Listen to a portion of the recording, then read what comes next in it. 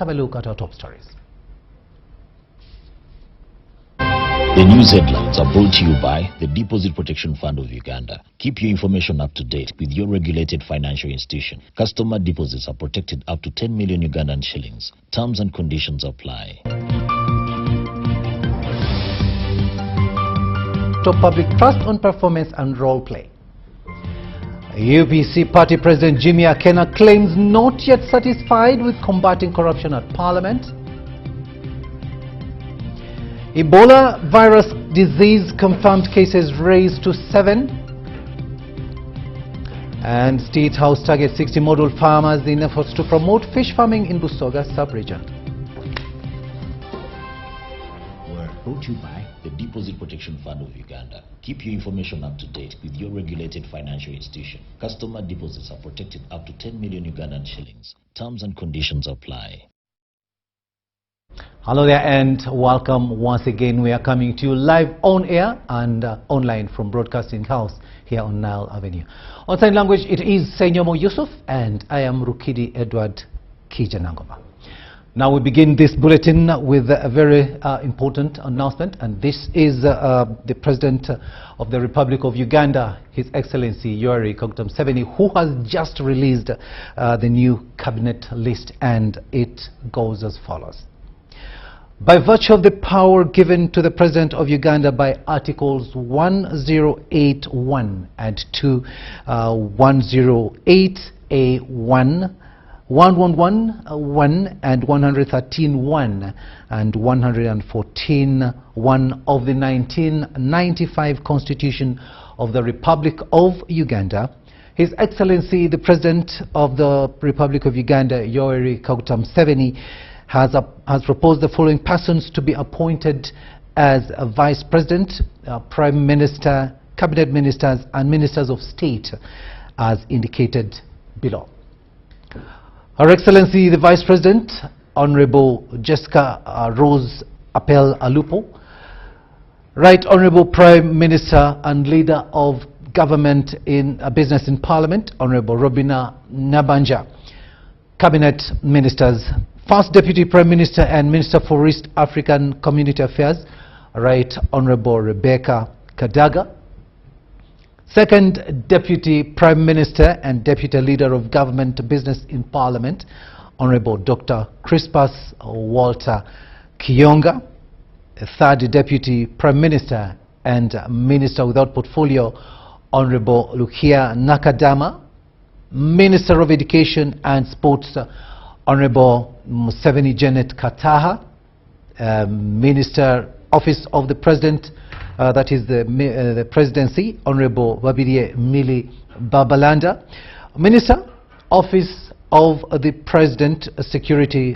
Honorable Jim Muhwezi, Minister Office of the President in charge of Science, Technology and Innovation, Engineer Asimwe Jonad, Minister for Kampala, Capital City and Metropolitan Affairs, Honorable Minsa Kabanda, Minister Office of the Prime Minister General Duties, Honorable Engineer Hilary Onek, Government Chief Whip, Honorable Justin Kasule Lumumba, Minister Office of the Prime Minister in charge of Relief, Disaster Preparedness and Refugees, Honorable Sam Engola, Minister for Karamoja Affairs, Honorable Loki John Baptist, Minister of Agriculture, Animal Industry and Fisheries, Honorable Frank Tumwebaze, Attorney General, Honorable Sam Mayanja, Minister of Defense and Veteran Affairs, Honorable Chidiowa Chiwanuka, Minister of Energy and Mineral Development, Honorable Dr. Musenero Monica Musanza, Minister of Finance, Planning and Economic Development, Honorable Henry Musasizi, Minister of Foreign Affairs, Ambassador Adonia Ayebare, Minister of Gender, Labour and Social Development, Honorable Lieutenant General Tumukunde Henry Kakurugu, Minister of Health, Dr. Chris Baryomunsi, Minister of Information, Communications, Technology and National Guidance, Honorable Jen Ruth Acheng Achero, Minister of Internal Affairs, Honorable Professor Kamuntu Ephraim. Minister of Justice and Constitutional Affairs, Honorable Norbert Mao. Minister of Lands, Housing and Urban Development, Honorable Judith Nabakoba. Minister of Local Government, Honorable Balaam Warugahara. Minister of Public Service, General Katumba Wamala. Minister of Tourism, Wildlife and Antiquities, Honorable Tom Wutime. Minister of Trade, Industry and Cooperatives, Honorable Sanjay Tana. Minister of Water and Environment, Major General Kahinda Otafide, and Minister of Works and Transport, Honorable Vyamukama Fred. Other ministers, these are the ministers of state. Office of the President, Minister of State, Office of the President, Economic Monitoring, Honorable Alum Sandra Santa. Minister of State, Office of the President, in charge of Ethics and Integrity, Honorable Akelo Rose. Office of the President, Minister of State, Office of the Vice President, Honorable Mutasingwa Diana Nankunda. Office of the Prime Minister, Minister of State, Office of the Prime Minister, in charge of Relief, Disaster Preparedness and Refugees, Honorable Lilian Aber. Minister of State, Office of the Prime Minister, in charge of Northern Uganda, Honorable Beatrice Akelo. Minister of State, Office of the Prime Minister, in charge of Karamoja Affairs, Honorable Anyakun Esther Davinia. Minister of State, Office of the Prime Minister, Luweru Triangle, Rwenzori Region, Honorable Alice Kaboyo. Minister of State, Office of the Prime Minister, Bunyoro Affairs, Honorable Grace Mary Mugasa. Minister of State, Office of the Prime Minister, in charge of Tertiary Affairs, Honorable Dr. Ongalo Obote.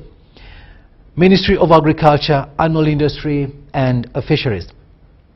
Minister of State for Agriculture, Animal Industry and Fisheries, in charge of Agriculture, Honorable Desire Mohoza. Minister of State for Agriculture, Animal Industry and Fisheries, Honorable Ruamirama Bright. Minister of State for Agriculture, Animal Industry and Fisheries, in charge of Fisheries, Honorable Migade Robert Ndugwa. Ministry of Justice and Constitutional Affairs. Deputy Attorney General, Honorable Kafuzi Jackson. Ministry of Defense and Veteran Affairs. Minister of State for Defense and Veteran Affairs, in charge of Defense, Honorable Akifeza Grace Ngabirano. Minister of State for Defense and Veteran Affairs, in charge of Veteran Affairs, Honorable Oleru Huda. Ministry of East African Affairs. The Minister of State for East African Affairs, Honorable Magode Ikuya. Ministry of Education and Sports. Minister of State for Education and Sports, in charge of Higher Education, Honorable Dr. Muyingo John Chrysostom.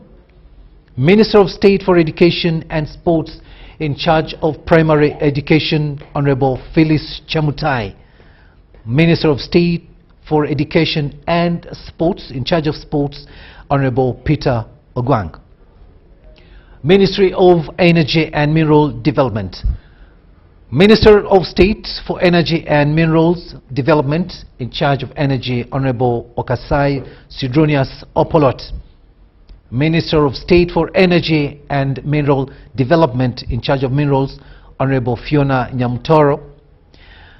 Ministry of Finance, Planning and Economic Development. Minister of State for Finance, Planning and Economic Development, in charge of General Duties, Honorable Sisi Mulondo. Minister of State for Finance, Planning and Economic Development, in charge of Planning, Honorable Amos Lugolobi. Minister of State for Finance, Planning and Economic Development, in charge of Privatization and Investment, Ms. Amina Mukalazi. Minister of State for Finance, Planning and Economic Development, in charge of Microfinance, Honorable Shatsi Kutesa Musherure. Ministry of Foreign Affairs. Minister of State for Foreign Affairs in charge of International Affairs, Honorable Calvin Echodu. Minister of State for Foreign Affairs in charge of Regional Affairs, Honorable Cheyune Haruna Kasolo. Ministry of Gender, Labour and Social Development. Minister of State for Gender, Labour and Social Development, Honorable Kutesa Mary Kamuli. Minister of State for Gender, Labour and Social Development in charge of Youth and Children Affairs, Honorable Lakisa Mercy Faith. Minister of State for Gender, Labour and Social Development in charge of Employment and Industrial Relations, Honorable Simon Mulongo. Minister of State for Gender, Labour and Social Development in charge of Disability Affairs, Honorable Achan Joyce Okenyi.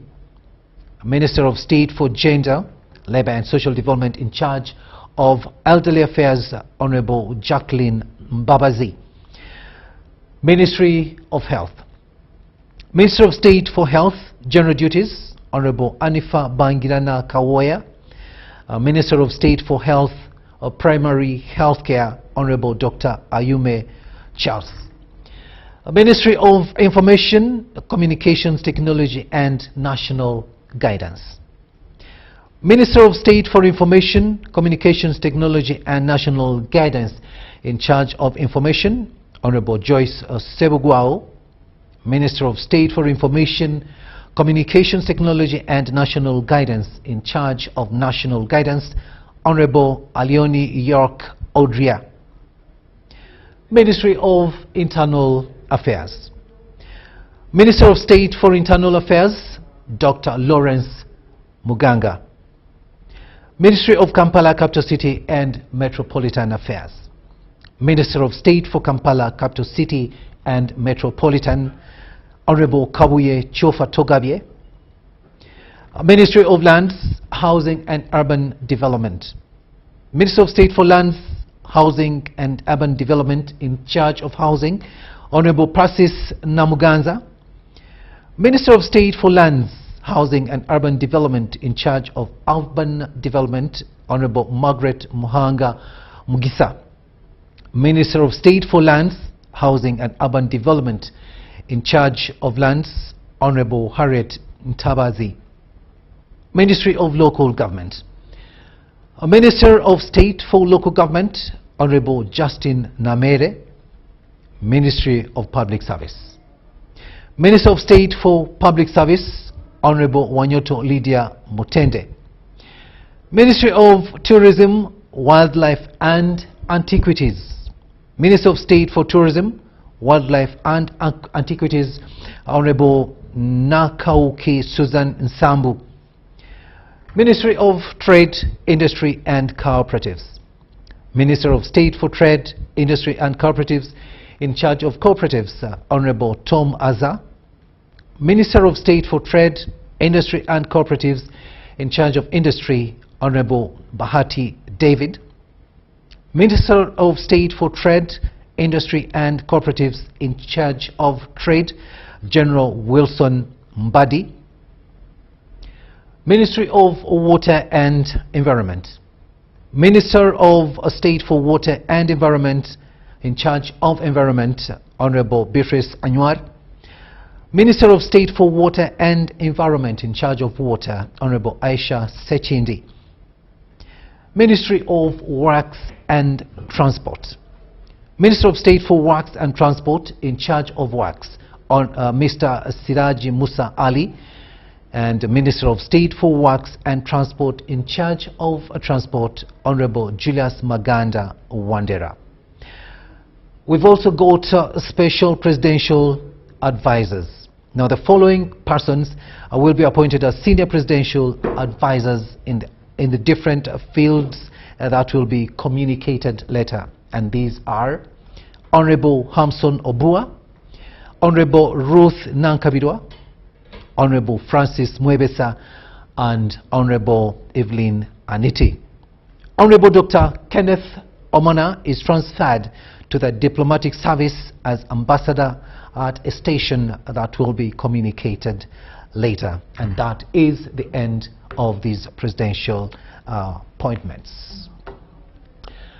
Now, the President General of the Democratic Party, Norbert Mao, has dismissed claims that he was fronted by invisible forces to disrupt the speakership race. Mao maintains that his intention was to champion fresh leadership capable of restoring dignity and public trust in Parliament. He was addressing journalists at Parliament. What Norbert Mao had hoped would be a successful bid for the speakership eventually turned in another direction. The speakership race for the 12th Parliament was won by the West Budama Central MP, Jacob Maxons Oboth, who secured 441 votes, defeating Paul Mwiru of the NUP with 60 votes, while Mao came third with 15 votes. On behalf of the Democratic Party, I would like to congratulate the Honorable Jacob Maxon Oboth upon his election as the Speaker of the Parliament of Uganda. We will convey a formal letter to that effect. Mao claims he has no regrets contesting for the speakership. He insists the new leadership must usher in reforms to restore order and credibility in Parliament. I think we have demonstrated that Parliament is incapable of exercising oversight over itself. We are even proposing that the Commission should have somebody who is not a member of Parliament to sit in the Commission, so that we have a hybrid process. Mao says the fight against corruption, nepotism and institutional breakdown should top the agenda of the new parliamentary leadership. Only an inquiry will be able to establish who got jobs wrongly without being qualified, while those who are qualified are being bypassed. Those who are not qualified are being promoted. Nepotism was at its highest. A patronage system was set in place. I'm told many influential people got their children to get jobs in Parliament in exchange for their loyalty. Mao also rejected allegations that his candidature was only intended to divert attention from the outgoing speaker, insisting that his bid was genuine and issue-based. The goal was never to confuse. You're making it appear like there was some force behind me. I've heard that theory. But I answered that question one time at Balintuma Road. I said, there's no force. Some of you were saying, General Saleh is behind me, General MK is behind me. I told you that, leave them out of it. This is my battle based on what I believe. Henry Okrut, UBC. Thanks, Henry, for that story there. Meanwhile, the Minister of Public Service informs the general public that Wednesday, the 27th May of 2026, is Eid al-Adha, and that is the festival of sacrifice, and it will be observed as a public holiday throughout Uganda. And this announcement has been sent by Catherine Vitarakwate Musingwide, who is the Permanent Secretary of Public Service. Now, the Prime Minister Robina Nabanja has revealed that 78% of the resolutions of the 11th Parliament were implemented by government. Nabanja, however, says the government is struggling with the continuity of the implementations as some resolutions await government response. Several lawmakers occasionally accuse the executive of delayed actions on the recommendations by Parliament, which abuse of the integrity of Parliament. The executive is required to respond to the resolutions, recommendations and directives of Parliament through presenting action taken reports to the members of parliament within a period not exceeding 2 months. This idea is benchmarked on the principle of separation of powers, where parliament remains independent of the executive. This ensures the interests of the electorates are fully represented. Legislators who served in the 11th Parliament show mixed reactions over the diminishing public trust in the institution. But at times when those taken reports come, we don't give them enough time again to debate or to follow up and make sure that actually the work was done, or the resolutions were carried forward, or they were implemented. So I think the best way or the best approach is for the Speaker or the leadership of Parliament to make sure that whenever these action-taken reports come back to Parliament, we also give them time on the order paper, we debate, or we listen to know that actually we made a resolution on this. Some MPs think that the executive has no pressure from the House on accountability and actions taken on resolutions and directives. Wherever you do the work, wherever we pass the resolutions for Parliament to implement for the executive, I'm telling you, no one follows. It's as if we just pass the resolution for the sake of it. After passing resolutions, no one cares to follow what is taking place. That is why the executives were taking us for granted. And I'm telling you, the 11th Parliament was as good as useless. Tracking government compliance on directives is an oversight role by parliamentary committees. In the 11th Parliament, most former members say corruption blocked the move. We were told that members of Parliament committee money had been put in one pool controlled by the Speaker. And I want to tell you that that's why you saw the image of Parliament was deteriorating. Because the committees which were supposed to support the performance of speakers and this House were not doing their work. Only few MPs were flying. You find MPs who reach Entebbe, don't even go to their homes. They just send their beloved ones to bring them bags, and then again they're on board. Let's do intensive forensic audit on travels. Let's publish names of members of Parliament who are getting hell of money on travels. There were people each quarter are getting 600 million, 400 million, 500 million. Because that's majorly the role of the Speaker. It is for us, we come up with chairpersons of committees, the office of the Prime Minister, through the government secretary. The person who gives them work to do is the Speaker. And so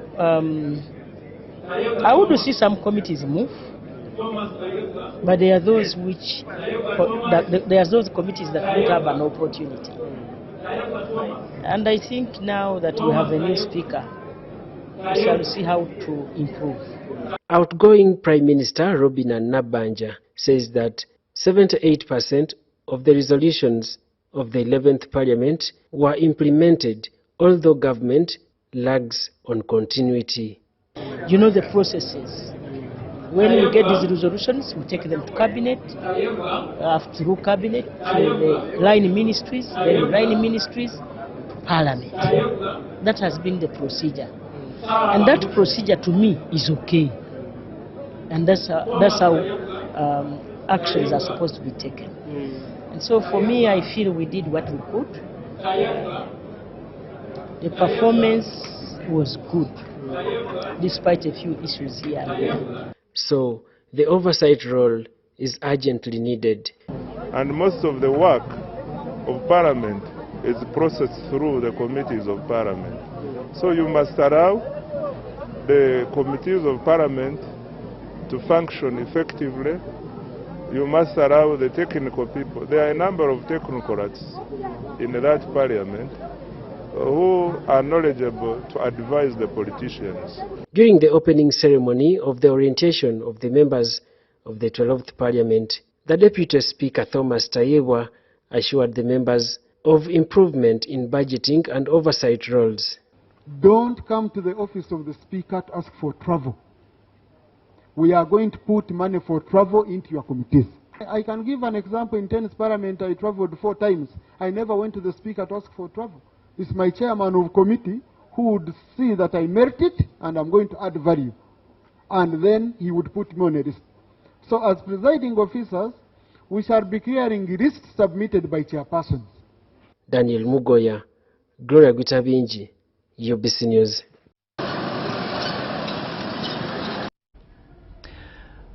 Uganda People's Congress UPC party president Jimmy Akena claims not yet satisfied with the progress made to combat corruption in parliament. Akena says Ugandans expect stronger action and greater accountability from leaders in public offices. Take a watch. When President Yoweri Kaguta Museveni was sworn in for 7th term in office, he pledged to fight against corruption. As President of Uganda and Chairman of the NRM, I will be very rough with people who want titles but don't want to help the people, who betray the people they lead. In his new term, the president's anti-corruption campaign started with strengthening accountability and restoring public trust in government institutions. This has sparked mixed reactions across the political divide. Some opposition leaders argue that more still needs to be done. They maintain that Ugandans are expecting broader transparency, equal enforcement of the law, and stronger action against all individuals implicated in corruption. So I am glad that some action has been taken, but I am not yet satisfied. This is the first step there. I know both and Taekwa, we have served in Parliament, we have a good relationship. Hence, I have congratulated them, and I hope they'll rise to the role and look at their role as heading the National Assembly of Uganda. Akena says the new leadership in Parliament must strengthen oversight, accountability and service delivery. I hope that they will be able to handle their role with that view that you are Speaker of the National Assembly of Uganda. It's a very important role. Handle it with a responsibility, with a decorum and understanding. I think both of those members, I have known them, are capable of handling that office. That does not change the issue about UPC having our own points of view. I hope we'll have our opportunity and these members will give our members a chance to articulate what we believe Uganda should be. The nature of the people elected yesterday. Character defines hope. The two political leadership heads of Parliament yesterday elected, Honorable Jacob Oboth and Honorable Thomas Sayebwa, I think their characters speak volume compared to the helm of the political leadership in the previous Parliament. So there is a silver lining. However, Akena has dismissed claims that Uganda People's Congress Party has a formal alliance with the National Resistance Movement Party. As things stand now, there is no written document which defines the relationship between Uganda People's Congress and NRM. We have had what you may call a loose working alliance, which was informed by what were coming through. Akena reaffirmed that UPC was dissatisfied with the Inter-Party Organization for Dialogue IPOD since it was denied to address challenges affecting Ugandans. Shaidat Nasaku, UBC News.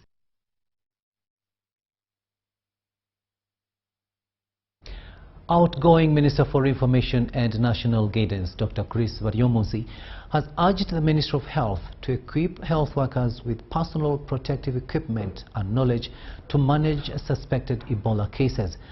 As of 26 May 2026, Ebola cases in the country had reached 7.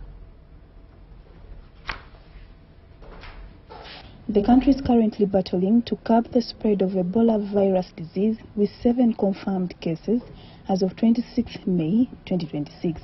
The Minister for Information and National Guidance, Dr. Chris Baryomunsi, urges the Ministry of Health to equip health workers with personal protective equipment and knowledge to manage suspected Ebola cases.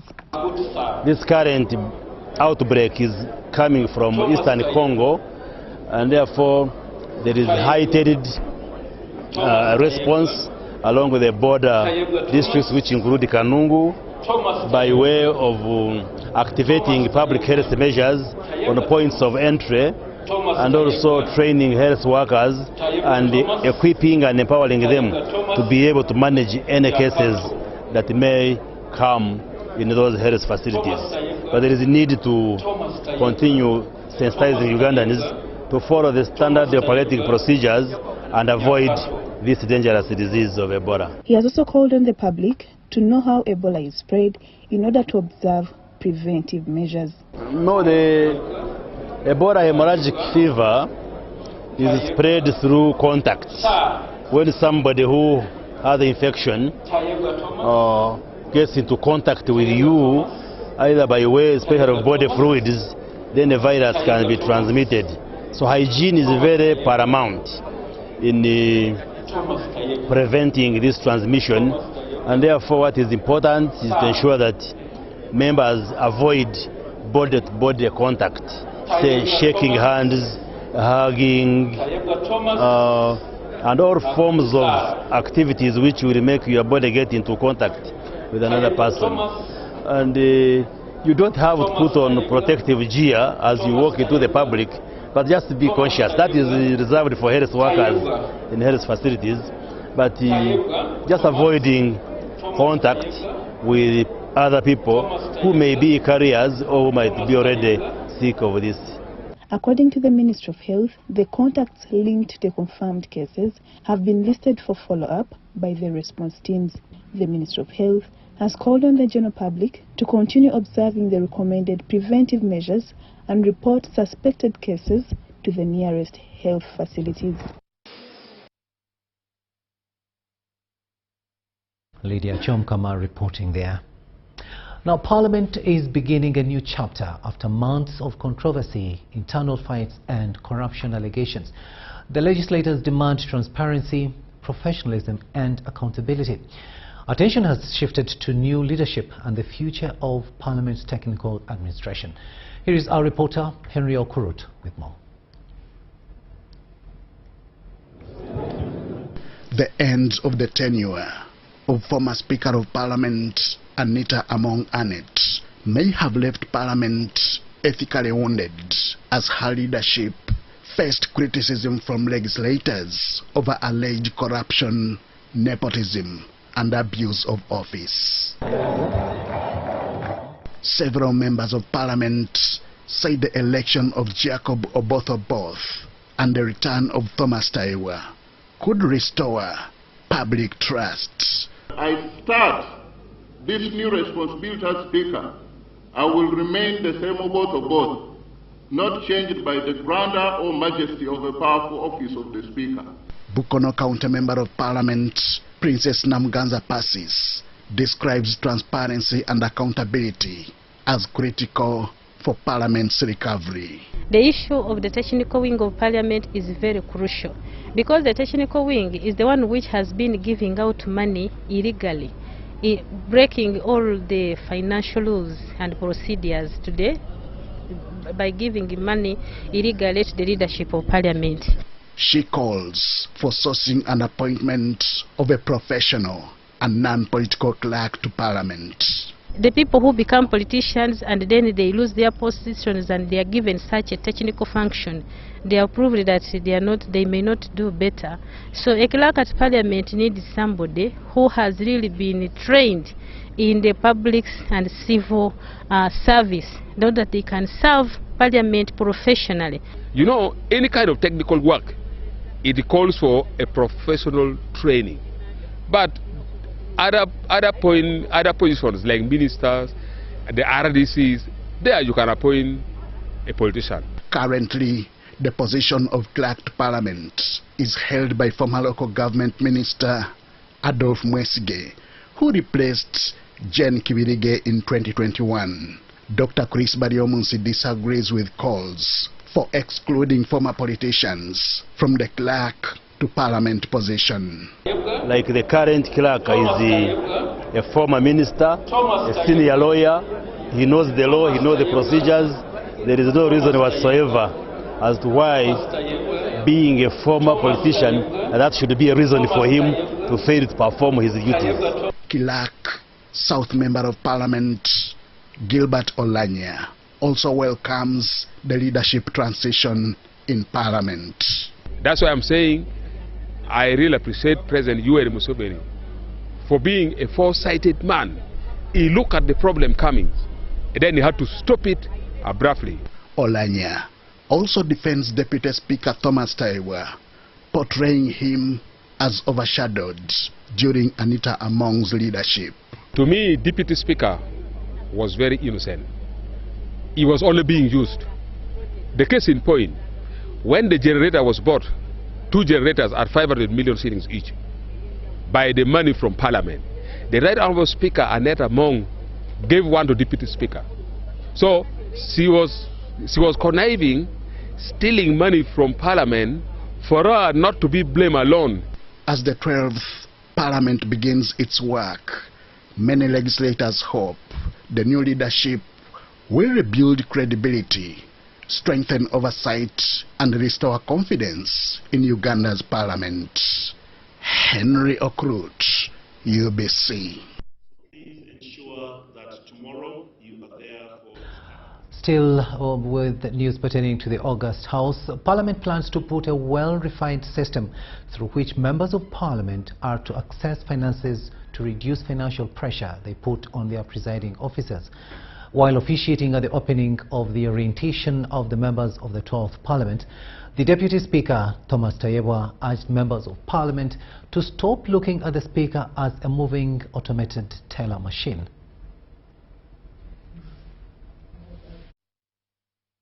To be honest, because me, I had feared coming to office.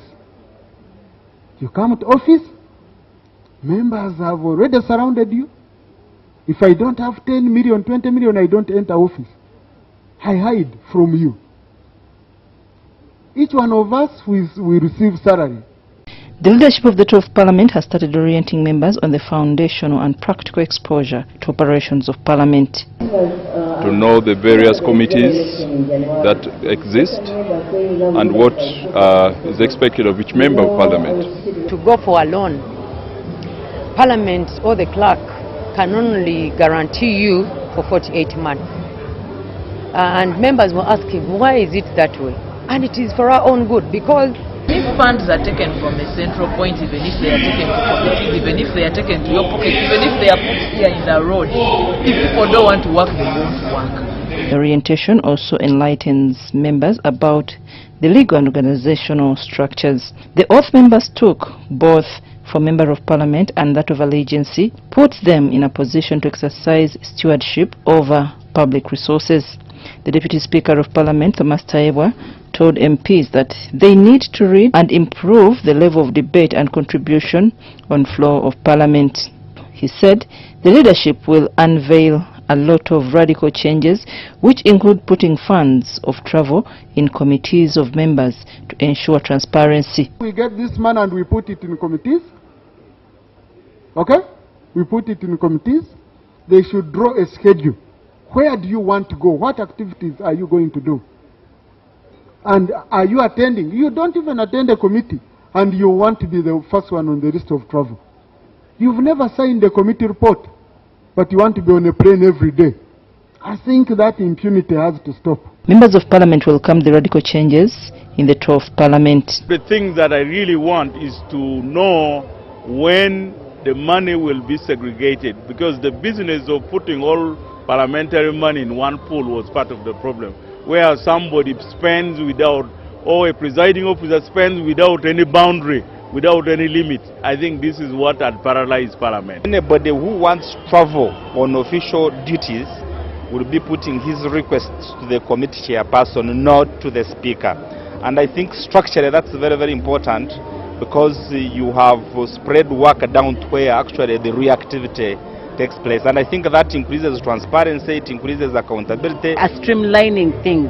So it is going to be on competence based, it's going to be on recommendation of the chair. Who chairs the committee that you're seated on? So do you qualify to go for that travel? The Clerk to Parliament, Adolf Mwesige, said they will have an e-Parliament where work done in Parliament will be uploaded on each member's iPad. He, however, cautioned MPs against absenteeism from sittings. Because under the Constitution and even the rules of procedure, if you if you are absent from 15 consecutive sittings of Parliament, you automatically lose your seat. There are many grounds upon which a member of parliament can lose his or her seat, and I don't want you to lose your seats. I want you to maintain them, complete your term. The 12th Parliament is currently coming up with Appointments Committee, and so far National Resistance Movement Party has submitted people. The party makes majority membership with 372, about 70%, followed by the Independents 68, members from NO 49, UPC 12, FDC 9, DP 6, PFF 2, and ANT 1 member. I'm Nafka Farid and Gloria Guita Benji at Parliament.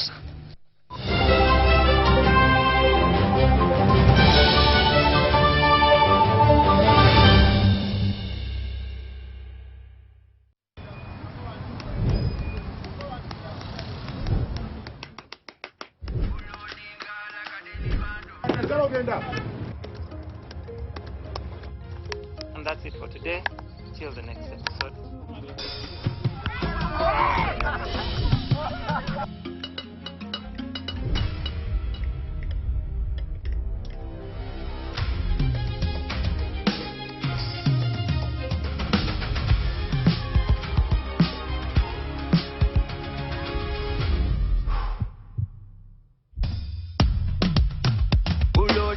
Like a daily bando, like a daily bando, like a daily bando.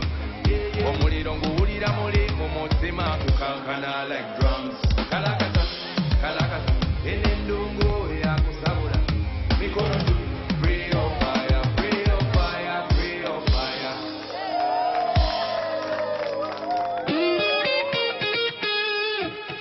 It's our mission to secure your money.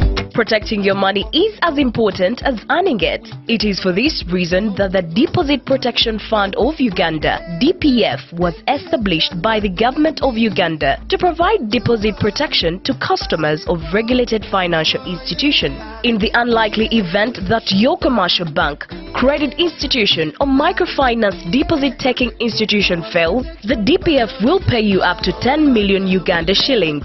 Keep your personal information such as national identification number, mobile phone or an alternative bank account updated with your banker. Terms and conditions apply. For more information, contact DPF at Aha Towers, Plot 7 Lodell Road, Kampala. Call 0312-206-400 or visit our website at www.dpf.or.ug. We are the DPF. We protect your money. Protection Fund of Uganda. So Mutyala. Yes, Daddy. You know the children are going back to school and things are a bit tight. Huh? For now, why don't you take half of the fees to junior school, and for the school van contribution, we shall pay later. Huh? Daddy, why don't we pay using MTN Momo, where we stand a chance of winning school fees for a whole year and more?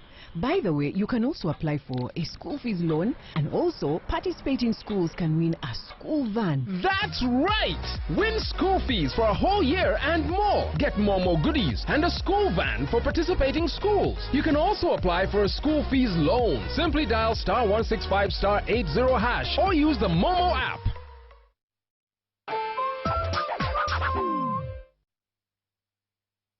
Guidance on the physical attendance of the State of the Nation address on the 4th of June 2026. Following a statement from the Ministry of Health on the outbreak of Ebola and guidance on the standard operating procedures to be followed, Parliament of Uganda has adopted the following precautionary measures regarding physical attendance of the sitting at which His Excellency the President will present the State of the Nation address on the 4th of June 2026 at the Kololo Ceremonial Grounds. Only members of the 12th Parliament and select officials of Parliament will attend the function. All guests earlier invited are advised not to attend physically, as Parliament has made arrangements for virtual attendance of the proceedings. All Parliament social media platforms and the national broadcaster will air the State of the Nation address live for the general public.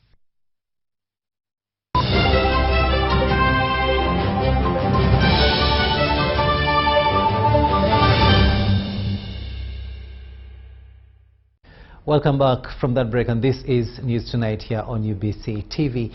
A warm welcome to those of you just joining us. Nationals from the East African Community member states have been urged to live the legacy and dream of Mwalimu Julius Kambarage Nyerere's integration of a unified East African region. The courtesy call was made by the Kenyan ambassador to Uganda, His Excellency Ababu Namwamba, during the launch of the third edition of Twende Zetu Butiama Pilgrimage Safari to happen in October 2026.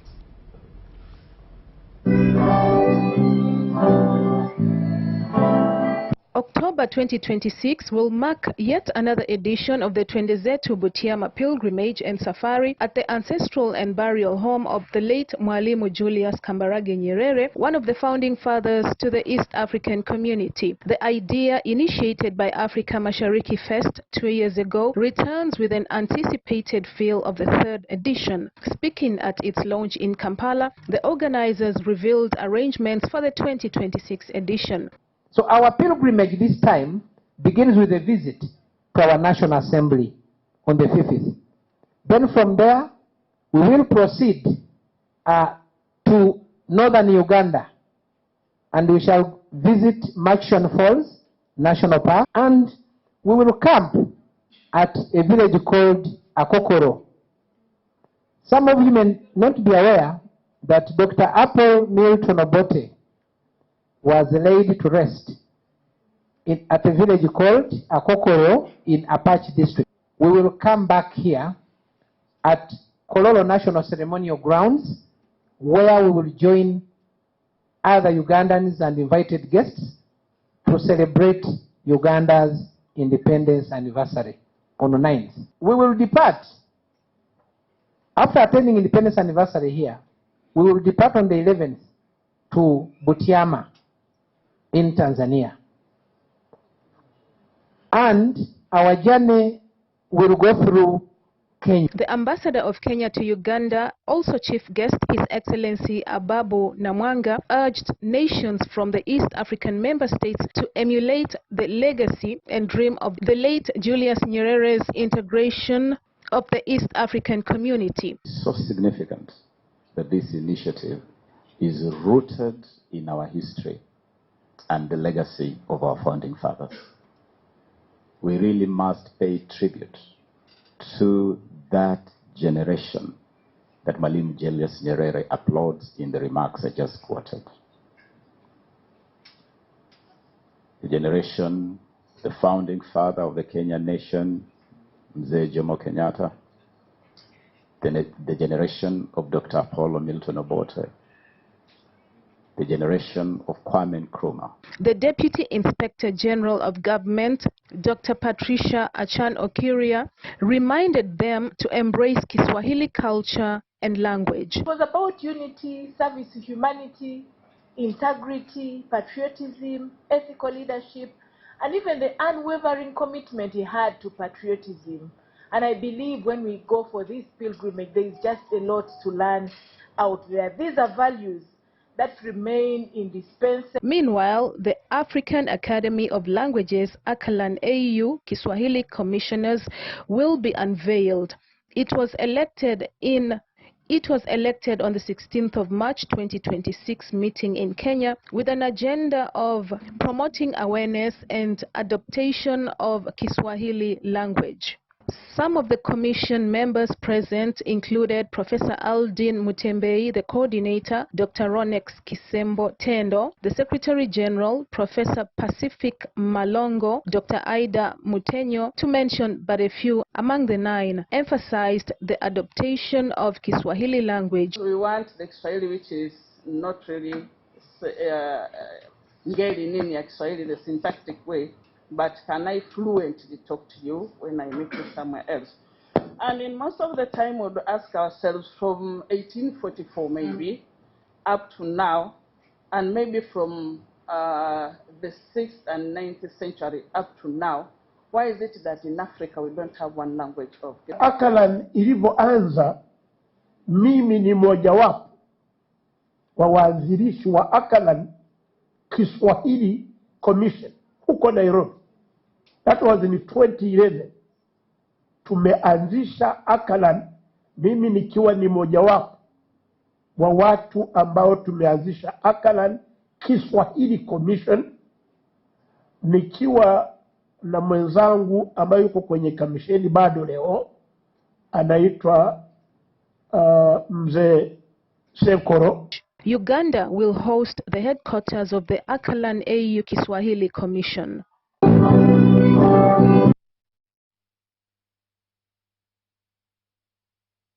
Ella Masangano with that story there.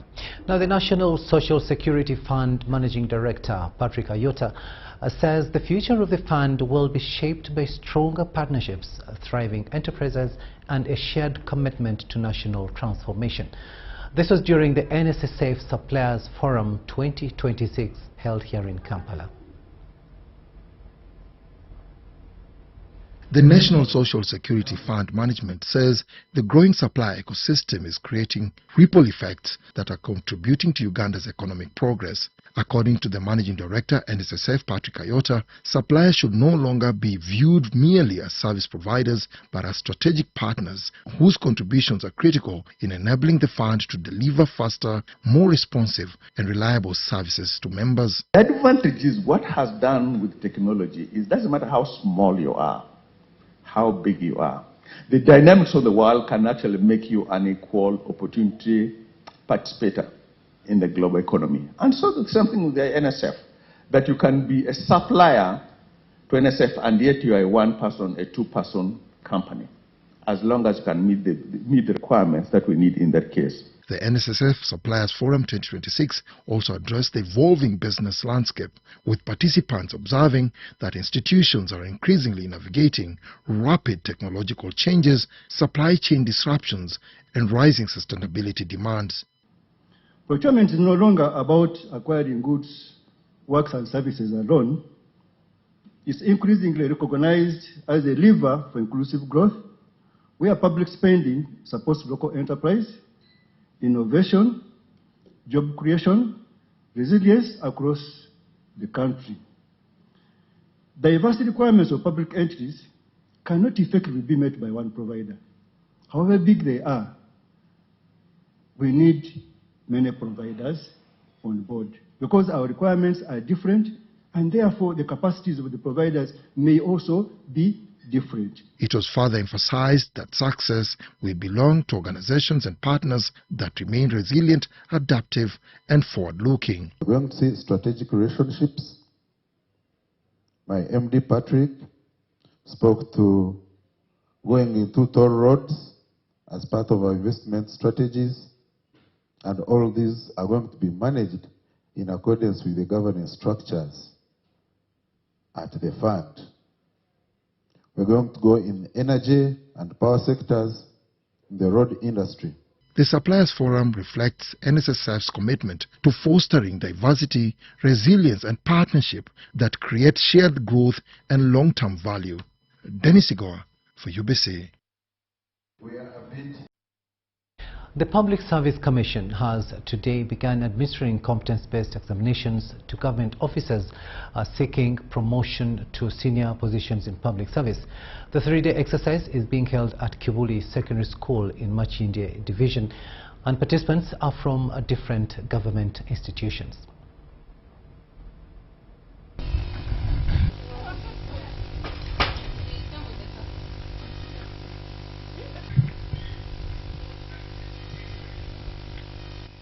These are competence tests for people who are aspiring to be promoted.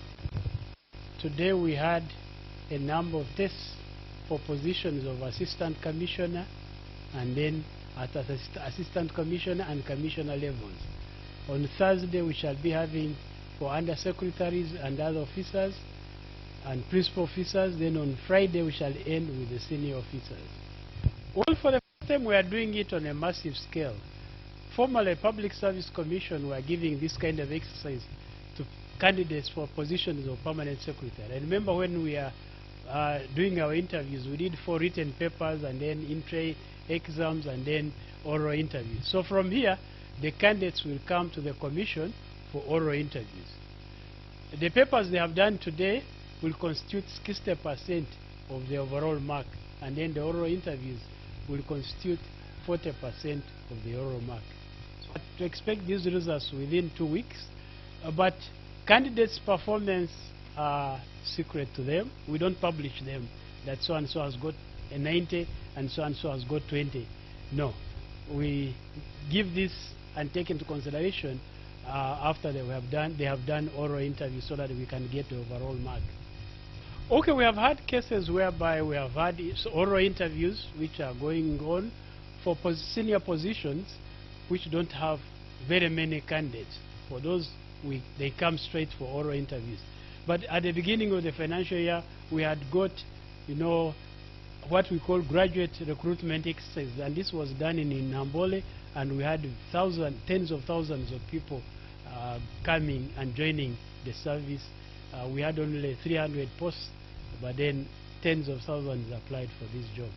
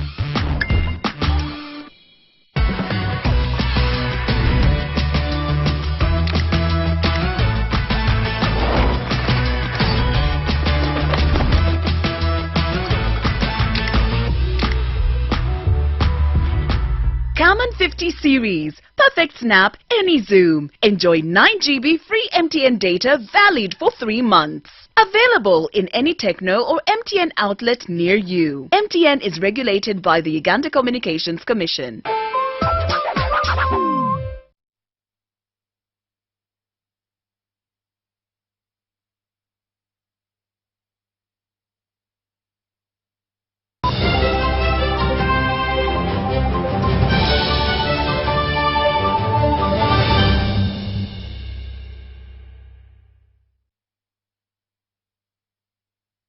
Let's have a look at business news now. Uganda will amend gaming laws to keep pace with the rapid shift to online betting and gaming platforms. National Lotteries and Gaming Regulatory Board says 93% of all gaming activities in the country are online, a transition that was accelerated during the COVID-19 pandemic. Uganda's growing gaming industry, which has 63 licensed operators, generated more than 323 billion shillings in revenue in the financial year 2024-2025. To date, as of last financial year, tax collected was 323 billion, and in the current financial year, 9 months, we are at 271 billion. So this has been our performance over time. From 2015-16, when the entity was regulated under the Ministry of Finance, and 2016-17 when we became independent. However, the industry faces major challenges. A 2023 report indicates that 58% of gamblers are youth, many of whom are below the legal gambling age of 25 years. As the board, we've taken more of a preventative than reactive route because, as you know, addiction does take time. I believe specifically for gambling, it takes over 10 years before one can be considered a recovered addict. So responsible gaming is not just the role of us as the regulator or even the civil society organizations, but we are now looking to the operators.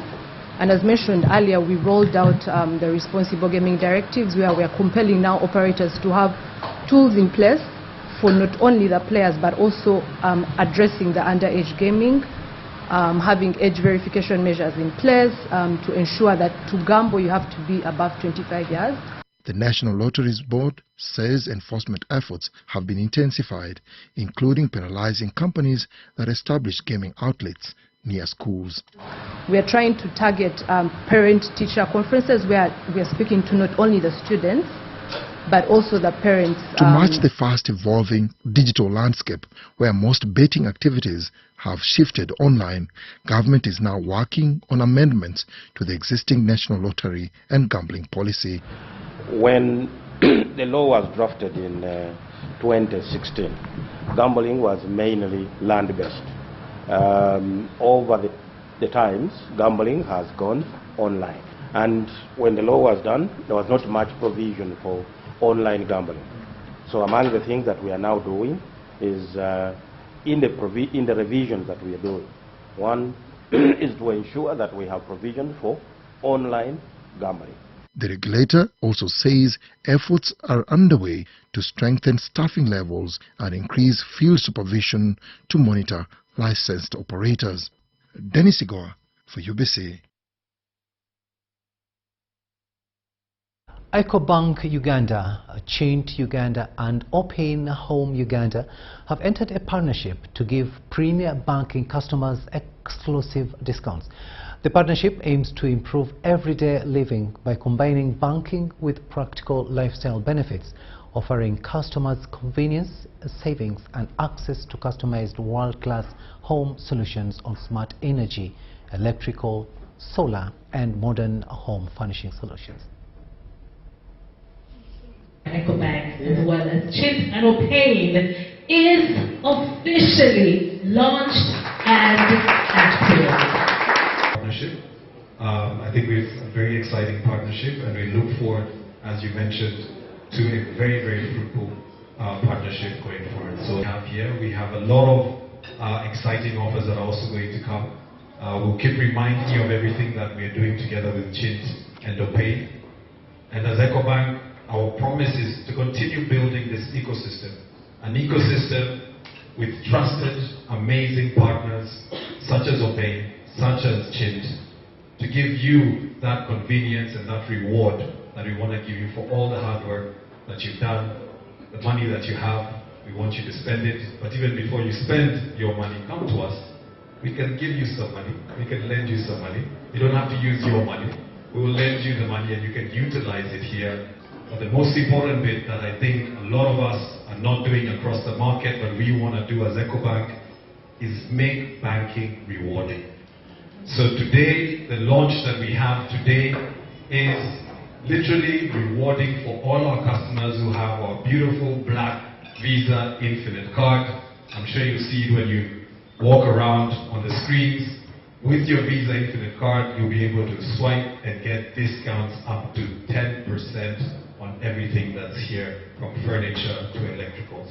So I think we should give that a small round of applause. At a micro and macro level, we supported initiatives such as Google, a range of our factories and industries, including standard cable operation, employing hundreds and thousands of Ugandans, both directly and indirectly through the value chain.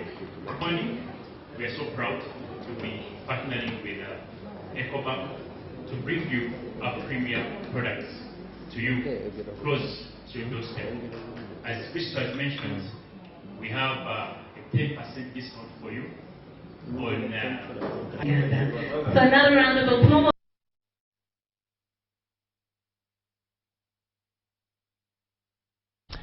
And that story brings us to the end of this first edition of News Tonight here on UBC TV.